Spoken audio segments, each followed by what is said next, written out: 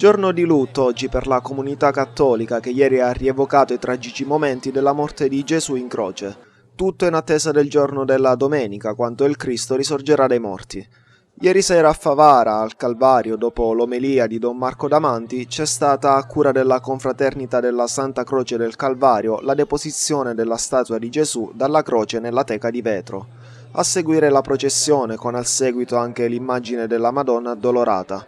La processione si è snodata per le vie Umberto, Margherita, Vittorio Emanuele, Cesare Battisti, fino a giungere in piazza Cavour. Ad accompagnare i due simulacri spinti a mano dai membri della confraternita Santa Croce del Calvario, oltre numerosi fedeli, anche la banda musicale Giuseppe Lentini e le autorità locali. Ad aprire il corteo diversi credenti con i lumini in mano. A guidare la processione sacerdoti della città, alcuni dei quali per il primo anno a Favara. Durante il percorso le soste per l'oramai tradizionale canto "A sì versate lacrime".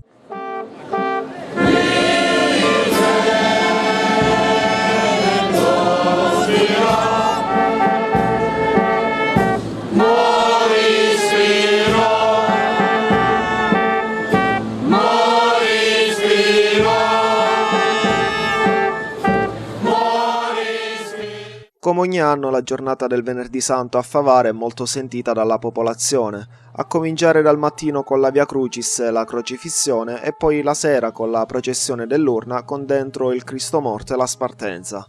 Quest'anno Sicilia TV e il Consiglio Pastorale Cittadino hanno voluto dare l'opportunità anche agli anziani, ammalati ed emigrati di poter vedere dal vivo, in diretta, i tradizionali momenti. Dalla Francia a Favara per il periodo pasquale, come mai?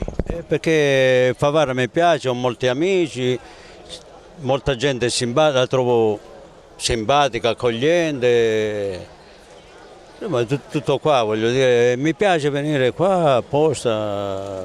Ma lei non è di Favara però? No, io sono di Canicattì. Però sceglie Favara per il Venerdì Santo? Sì, scelgo Favara, come l'ho detto prima, perché ho tanti amici, molte persone simpatiche, accoglienti e ho visto che ci sono a Favara adesso tante iniziative, prende tante iniziative. Sì. I riti della settimana santa lì in Francia non sono così? No, i riti no. Da noi si festa la Pasqua, magari ci saranno in Francia, forse piuttosto nel sud della Francia, un pochettino nella campagna, dal nord è differente, però festeggiamo molto la Pasqua e il Natale, sono feste. Proprio il giorno della domenica di Pasqua, non il venerdì per esempio? No, veramente poi non è tutto diverso, veramente qui veramente ci sono le tradizioni veramente tipiche infatti io mi ricordo tanto delle feste negli anni 50, bellissimo, infatti.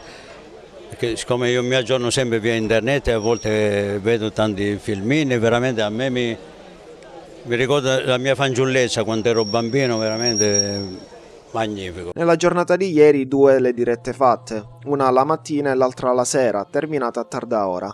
Un servizio rivolto alla collettività e soprattutto ai più bisognosi. E ha parlato proprio delle necessità di aiutare i più bisognosi l'arciprete di Favara ieri sera durante l'omelia svoltasi in piazza Cavour, delle necessità di aiutare chi è nella povertà, ognuno per il ruolo che riveste e per quello che può. Ha fatto riferimento alla povertà in cui vivono molti cittadini favaresi e ad alcuni comportamenti di altri che poco hanno a che fare con la cristianità. Ha anche citato il passo del Vangelo di Matteo. Perché io ho avuto fame e mi avete dato da mangiare, ho avuto sete e mi avete dato da bere, ero forestiero e mi avete ospitato. Insomma, un appello alle istituzioni tutte affinché ci si attivi concretamente per aggredire questa problematica. Dopo l'omelia è il momento della tanto attesa Spartenza, ossia l'atto del disperato saluto della madre alla salma del figlio prima della deposizione nel sepolcro. La statua del Cristo è stata quindi portata all'interno della chiesa del Rosario e appoggiata sull'altare per permettere ai fedeli di venerare, salutare e baciare l'immagine. Oggi giornata di riflessione e di preghiera, come detto, nell'attesa della resurrezione.